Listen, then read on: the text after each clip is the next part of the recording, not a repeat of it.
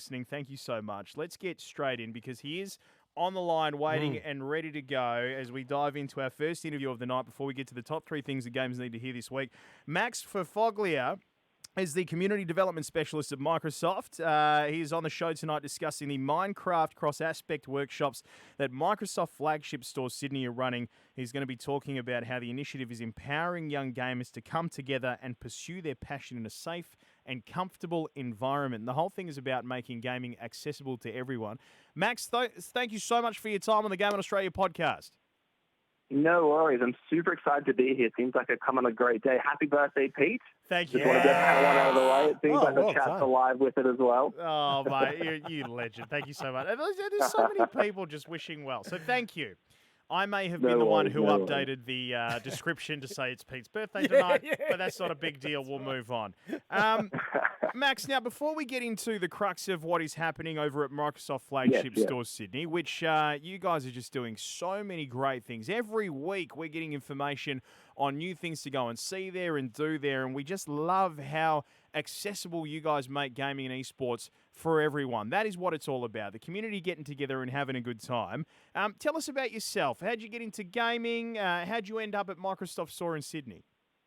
Yeah, sure. So I've been in the gaming scene and general esports in Australia for about a decade now. Started out with the pipe dream of being competitive Gears of War player, quickly turned into doing shoutcasting. So I did shoutcasting for games such as Gears of War, League of Legends, World of Tanks, a little bit of everything.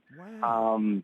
After doing that for a while, there was a really cool job opening at Microsoft with a title called Gaming Expert.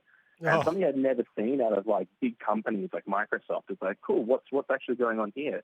And that's when I guess Microsoft Store anyway really started to have a drive and commitment to gaming, which really aligned with my vision personally, that I wanted to see the change in the Australian gaming industry and just gaming industry in general. So I applied for that, absolutely loved it, did that for about a year and a half and got the opportunity to look after the general community as a whole. So that's what I'm doing right now. So gaming still definitely falls within my remit, but it's combining those things with education and business, which is how things like this Aspect partnership actually comes to life.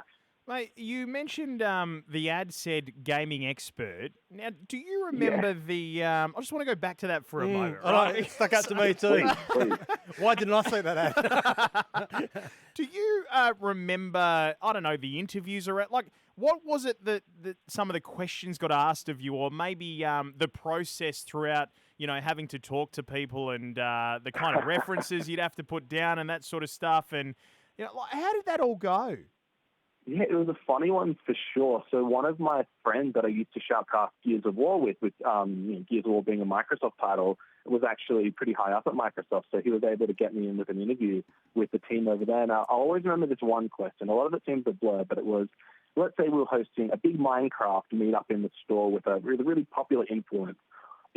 All of a sudden, you're at capacity, and you told them, hey, look, we can't fit any more people in the store. It's too popular. And they've just tweeted out, hey, all my fans, come on down to the store. We can take on as many as we want. What do you do? Oh, what was your answer? It was. Do you remember your answer? A few years ago now. It was definitely catch the influencer and be like, hey, look, let's try and maybe delete that tweet, or let's go through and do a little spot update around, hey, we are at capacity, and maybe we can look for another venue outside of the store and continue that meetup somewhere else. Yeah, more gaming for everyone. I like it. The title Gaming Expert, I mean, you'd see that and go, shit, is that's like my ultimate job. Did you have that as? Did you have a business card that said gaming expert? I did. Please tell me. Yes! That deserves a winner sound effect. It's a lot better, a lot better title than spreadsheet expert, isn't it? Yeah, 100%. You can't get excited about that. Now, as we mentioned, the Microsoft flagship store in Sydney is doing a lot of incredible work. For people who've never been to the Microsoft flagship store in Sydney, and I've never had the opportunity to go there, and the last time I was in Sydney was a few years ago, but I'm looking forward to getting there hopefully very soon. Can you tell us a little bit about the store? Yeah, of course. So the flagship store here in Sydney is one of 3 flagships globally. We have sister stores in New York and one recently opened in London. And the idea of the flagship is to be more than just a retail store. So we here in Sydney get the opportunity to pilot a lot of unique and experimental programs such as the Aspect sessions here. So when you come into, or you first step foot into a store like the flagship Microsoft store, it's an entirely different experience. You're not instantly bombarded around, hey, what are you here to buy? It's, hey, let me show you something cool. Let me engage with you and help you understand what the great product that it can do, but also the community events that we run here in the store. So there's a whole slew of different activities available, just in like what people perceive as a normal shop front. Do you guys have like Xboxes on display that you can play? Oh, a ton. I think if you wanted to play Xbox, there's about 9 different locations in the shop, all with Xbox Gold, all with Game Pass, all with like the latest titles ready to go. Now, I know that may seem like a very, well, what do you think kind of question, right? Of course, you'd expect that the flagship store in Sydney would have. But I go to a lot of video game shops, and so do you, Dan. And gone are the days where you could walk in there and play the latest game on a console. True. Yeah. You know, like I used to spend all of my time at EB Games on a Saturday if Mum was going shopping or something, because you used to be able to get your hands on You're probably the reason stuff. why they got rid of them. Yeah, it wouldn't surprise me. Broke the Loitering. controllers. Yeah. Now, the Minecraft times Aspect Workshops. Tell us about these, mate. They sound really, really good for the community. Yeah, this has been something that myself and my counterpart, Jessica, we've been working on for, what feels like over a year now, just making sure that we had the idea and the inception of it, but we wanted to make sure we did it right. And it was important for that partnership with Aspect to come to life before we started running those sessions. So the idea is simple, creating an autism-friendly environment in the store for children to come in and participate in our Minecraft build challenges. So what a Minecraft build challenge is basically an hour and a half of kids coming in, playing Minecraft with our team members, basically saying, hey, we're going to build a castle, and then everyone has an hour and a half to build the most creative, elaborate castle they can think of, and at the end, everyone does show and tell and get some cool swag.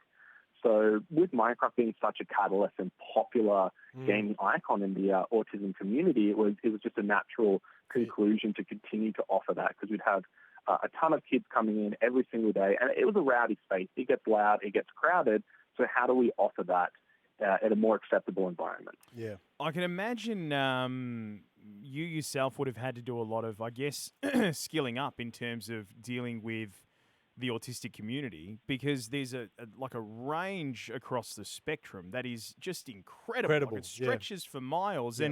And mate, what was it like trying, yourself personally, trying to get that experience, or how did you go about getting that experience in terms of dealing with autistic children? Yeah, so that wouldn't have been possible without the amazing training that our Aspect was able to deliver to me and my colleagues. So there's a great quote in there by one of the trainers over at Aspect is, you've met one person on the autism spectrum, you've met one person on the autism spectrum. Like you said, it's such a wide spectrum with so many people being affected differently and people dealing with it differently. So it's not like a one-size-fits-all type of training. So the best advice they gave us is just to be patient, just to be empathetic, and really understand the situation that's going on. Look for signs to make sure that you know what could be causing discomfort and how to avoid that. Yeah. Because one of the things, obviously in the shop front, there's a lot of noise, there's a lot of lights. It's just about making sure that those things are pretty straightforward and predictable, so that there's consistency in the programming. Yep. What I love about this in particular is that it harkens back to the message that we've been trying to we've been preaching it for ages, and and we know Microsoft is that, like, gaming, professionally, amateur, esports, the whole thing, there is a place for everyone. Everyone, yeah. And it's inclusive. Yeah. It's inclusive. It's a great uniter, without a doubt. 100%, and to see these kids get an opportunity to get in there and actually shine, because they have incredible skills. Like autistic kids, the razor sharp focus that they can get when it comes to doing something like that. And it really gives other people an opportunity to actually look at them and go, there is professional opportunities in a future 100%. for these kids. Now, what is it about Minecraft in particular that that attracted you guys to the partnership with Aspect, where Aspect kind of went, like Microsoft is... Minecraft is a perfect platform for these kids to come and do this. Yeah, I think when it comes to Minecraft, it's that ultimate creative freedom that that game enables that I don't think anything else can really compete with. So there's no, you can't do this and you can't do that. In Minecraft, there's always a way. There's always a way. If you can imagine it, you can create it. And I think that really speaks to a lot of the strengths that children on the autism spectrum have, and they can showcase it best on Minecraft. And that really led us to making that the platform and the kind of catalyst that we drive this program through. Yeah, that's great. Max, can you tell us about some of the creations that they came up with? Yeah, so it's always a fan favorite is to do a castle. And a lot of the times you'll get kids who want to do a very factually accurate castle. So it's got to have a throne room, it's got to have a torture chamber, it's got to have a moat, it's got to have ramparts and everything. And then you kids who are not interested in factual at all. It's got to be a fantasy castle. So we've got to make sure to accommodate with that kind of language. And so it's not a, no, we have to do this type of castle and this type of, it's whatever type of castle we want. So anytime that comes up, just because you think of any mythology, any fantasy, a castle is constant. They're always there. Yeah. So there's always inspiration that the kids can derive from their just things that they like in their day-to-day. Yeah. And their hobbies. Now, how long are these? Was it just a weekend of the workshops? Will there be more workshops that people who are either listening to this or watching this right now and thinking to themselves, this is a perfect opportunity for me to bring my son or my daughter or even myself to come in and have a look? Are there other workshops available? Yes, so we've had an outstandingly positive response from the community. We set out to do one autism-friendly build challenge a month. Those immediately booked up all the way through to March. So we had to add an additional second session every month, and already those are going down. Like those are being booked out really, really quickly as well. Again, the capacity is set to be a bit lower than what we would typically see, but without that, you wouldn't be able to create the environment that's really important for these kids to thrive. Correct, yeah. 100%. And anybody listening or watching that wants more information on this, where can they go and get it? Yeah, best place is Microsoft.com/Sydney. You scroll down a bit, you'll see all the events that we list there in the store. And again, it's not exclusively to children in the autism spectrum because it's just about creating an autism-friendly space. So we definitely encourage parents who want their kids to develop those empathy skills and really understand they might have family friends, they might go to a school with children on the autism spectrum, and it's important for them to develop that understanding and skill set on how to be more autism-friendly as well. Yeah. Max, one more thing before we let you go, because there are some things that we miss when it comes to putting questions together. But are there any sort of messages that you'd like to deliver to the people listening or the people watching in regards to this at all? Anything that we might have left out? I think you really hit the nail on the head earlier around that gaming is for everyone. And it's all about just creating the right environment to stoke that passion. It's one of the things that no matter what your situation or what you do, if you've got a love for games, there's always going to be a way to play. And we're seeing more and more avenues to get into gaming. And that might start as a Minecraft build challenge on the weekend at Microsoft, or just hanging out with your friends and playing Minecraft Earth on your phone or something. There's always a way to get involved. And I think, that's just the best message to end on. 100%. And you guys are doing a beautiful job of it with these workshops, the adaptive controller that we've seen recently. Keep doing incredible work. Max Ferfoglia, the Community Development Specialist at Microsoft. Thank you so much for your time. And, mate, we look forward to speaking to you soon and seeing these things grow. No worries. Enjoy the rest of your night, guys. Happy birthday again, Pete. What a legend. What a legend. Good on you, Thanks, Max. See you, mate.